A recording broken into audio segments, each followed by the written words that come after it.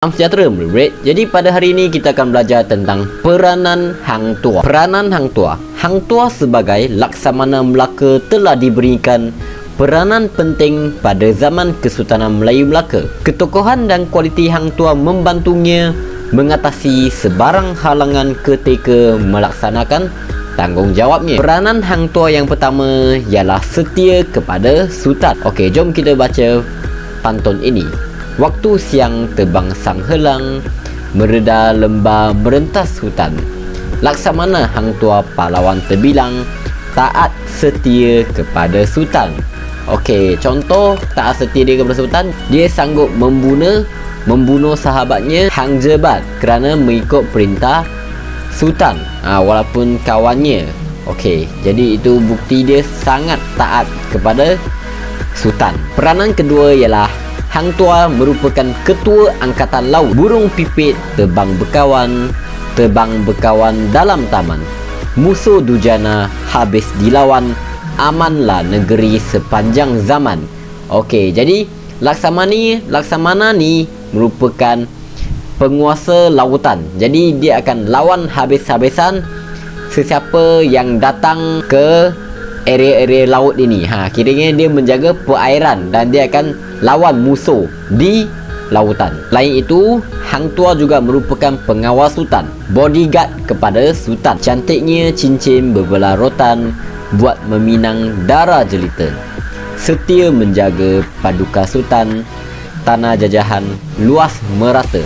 Kiranya dia merupakan pengawal Sultan ataupun bodyguard kepada Sultan. Hang Tuah juga melaksanakan perintah Sultan. Okey, tiung hinggap di dahan patah, melihat kebau di dalam bedang.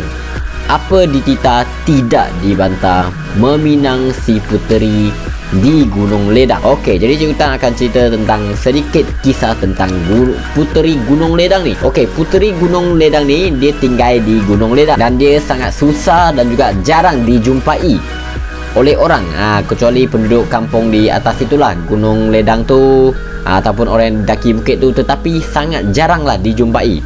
Tetapi orang yang nampak puteri Gunung Ledang ni, dia kata dia ni sangat lawa dan sangat cantik, dan dia telah pun sampai ke telinga Sultan Mahmud. Jadi Datuk Bendahara telah memilih Tun Mamat sebagai ketua dan tidak ketinggalan Datuk Sang Setia turut ikut serta. Tetapi Sultan Mahmud ni nak juga Hang Tuah ikut. Jadi pada waktu itu Hang Tuah telah pun uzur dan telah berusia, dan Sultan nak juga dia ikut. Jadi Hang Tuah pun terpaksa ikut. Walaupun dia dah tua, nak pergi daki Gunung Ledang lagi. Okey, jadi perlu reda rimba, seberang sungai, daki bukit lagi, turun lurah lagi. Gunung ni bukan bukit kali. Mereka pun jumpa nenek kebaya di satu tempat ni.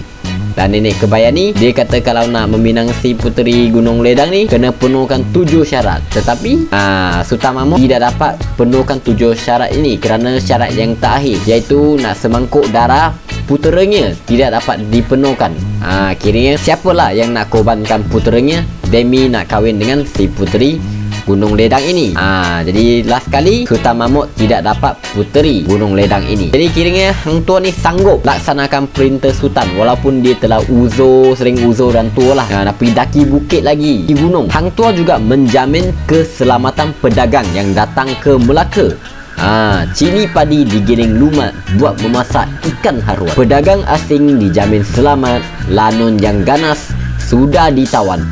Kiranya Hang Tuah ni dia jaga perairan, dia sentiasa jaga perairan tu selamat daripada lanun-lanun yang ganas. Kalau ada ganun semua tu, dia akan lawan, dia akan hapuskan lanun yang jahat itu supaya pedagang sentiasa selamat. Indah berseri bunga di taman, petik sekuntum semak di baju.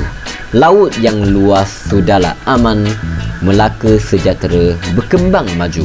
Okey, Hang Tuah juga menjaga keamanan perairan. Selain itu, ada juga satu kisah tentang Tun Teja ini. Tun Teja ni merupakan anak perempuan kepada Bendahara Pahang, dan dia sangat cantik, dan disebabkan dia sangat cantik, dia menjadi kabar angin, dan akhirnya Sultan Mahmud Shah dengar dan dia berkenan juga. Jadi Hang Tuah pun telah diutuskan untuk menolong Sultan Mahmud Shah ni mendapatkan apa? Mendapatkan Tun Teja ini. Jadi Hang Tuah pun tolong dan akhirnya Tun Teja percaya Hang Tuah ni dan disangka yang Tuah ni nak dekat Tun Teja ni, tetapi di sebaliknya Tun Teja ni akan dikawinkan kepada Sultan Mahmud. Jadi Hang Tuah pula dia telah meniup ilmu benci kepada dirinya. Kiranya dia nak buat Tun Teja ni benci kepada Hang Tuah. Okey. Jadi dia nak membuatkan Tun Teja ni suka kepada raja lah. Dan Sultan Mahmud pun dapatlah Tun Teja ini. Jadi kiranya Hang Tuah ni sangat bijak lah. Dia tolong dapatkan Tun Teja untuk Sultan. Okey, Hang Tuah vs Taming Sari. Dia berlawan dengan Taming Sari. Taming Sari ini dialah nama seorang pendekar Jawa dalam kerajaan Majapahit. Taming Sari ini dialah seorang panglima yang paling handai dan dia sangat kebal. Dikatakan tak ada orang dapat cederakan dia.